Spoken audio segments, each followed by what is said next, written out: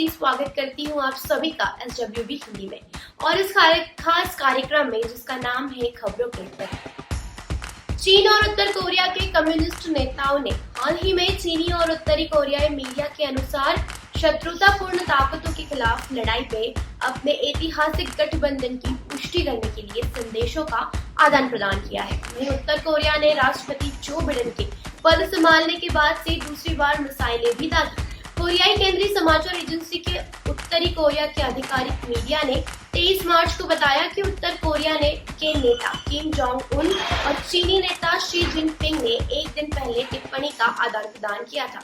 किम ने शत्रुतापूर्ण ताकतों की चुनौती का सामना करने के लिए चीन के साथ एकता और सहयोग को मजबूत करने का आह्वान किया है। माना जाता है कि वॉइस ऑफ अमेरिका के अनुसार किम ने शत्रुतापूर्ण शक्तियों का उल्लेख किया है। राज्य द्वारा संचालित मीडिया सिन्हुआ ने बताया कि शी और किम ने दो शासनों के बीच गठबंधन को मजबूत करने के लिए संदेशों का आदान प्रदान किया था।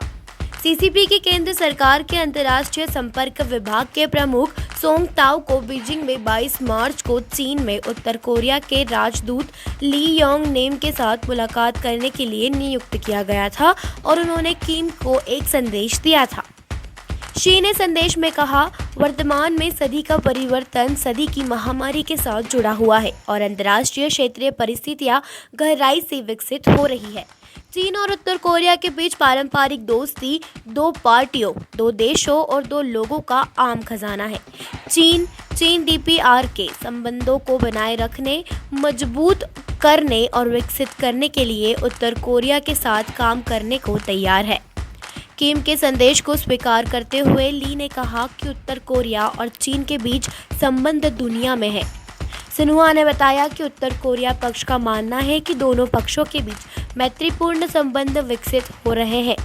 VOA के अनुसार कोविड-19 महामारी के उत्तर कोरिया के अर्थव्यवस्था को बुरी तरह प्रभावित किया है, जबकि चीनी और मसालों जैसे आयातित खाद्य पदार्थों की कीमत तेजी से बढ़ रही है। कोविड-19 के प्रसार को रोकने के लिए सीमा बंद होने के कारण 2020 की शुरुआत में उत्तर कोरिया और चीन के बीच व्यापार में गिरावट के बावजूद चीन अभी भी उत्तर कोरिया का सबसे बड़ा व्यापारिक भागीदार है, जो अपने व्यापार की मात्रा का 90% बनाता है।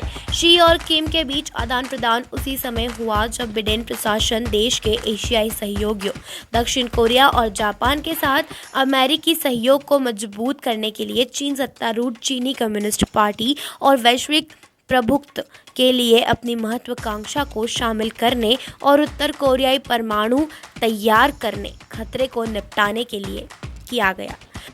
वहीं राज्य सचिव एंटनी ब्लिंकन और व्हाइट हाउस के राष्ट्रीय सुरक्षा सलाहकार जैक सुलिवन ने अपने चीनी समकक्ष विदेश मंत्री वांग यी और शीर्ष राजनयिक यांग जiechi की मेजबान में अलास्का के एंकोरेज में 2 दिवसीय बैठक की। वहीं उनकी पहली व्यक्तिगत मुलाकात के दौरान दोनों पक्ष भिड़ गए। हम चीन द्वारा की जा रही कार्रवाई के बारे में भी चर्चा करेंगे, जिसमें शिनजियांग, हांगकांग, ताइवान, संयुक्त राज्य अमेरिका पर साइबर हमले और हमारे सहयोगियों के लिए आर्थिक जबरदस्ती शामिल है। इन क्रियाओं में से प्रत्येक नियम आधारित आदेशों को धमकी देता है जो वैश्विक स्थिरता को बनाए रखता है, ब्लिंकन के अपने प्रारंभिक टिप्पणी में कहा। उसके तुरंत बाद यांग जiechi ने एक दुभाषिया के माध्यम से संयुक्त राज्य की निंदा की और लगभग 16 मिनट तक बात की। गर्म आदान प्रदान ने अंतर्राष्ट्रीय मीडिया का ध्यान आकर्षित किया है। कुछ पश्चिमी मीडिया आउटलेट्स ने टिप्पणी की कि संयुक्त राज्य अमेरिका और चीन ने खुले टकराव के नए युग में प्रवेश किया है। ऐसे ही ढेर सारे अपडेट्स और खबरों को जानने के लिए देखते रहिए SWB हिंदी। चैनल को सब्सक्राइब करें, वीडियो को लाइक करें, कमेंट करें, शेयर करें। धन्यवाद।